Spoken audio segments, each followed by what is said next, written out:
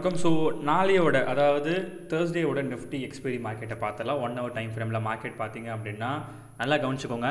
இப்போ நான் கொடுக்குற லெவல்ஸ் இல்லாமல் இன்னொரு விஷயம் நான் சொல்கிறேன், ரொம்ப முக்கியமான விஷயம். இதில் பார்த்தீங்க அப்படின்னா ஸ்ட்ராங் ரெசிஸ்டன்ஸ் பார்த்தீங்கன்னா 24,350, ஸ்ட்ராங் சப்போர்ட் பார்த்தீங்க அப்படின்னா 24,140. இது கீழே பிரேக் ஆச்சு அப்படின்னா 23,850 வரத்துக்கான வாய்ப்புகள் நிறையா இருக்குது.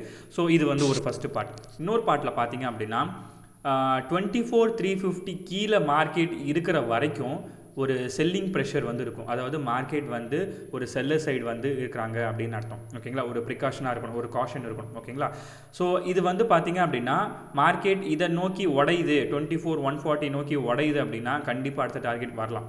இல்லை மார்க்கெட் வந்து நாளைக்கு போகுது, மேலே போகுதுன்னா அதிகபட்சம் இது வந்து 24,350 வரைக்கும் தான் போகலாம்.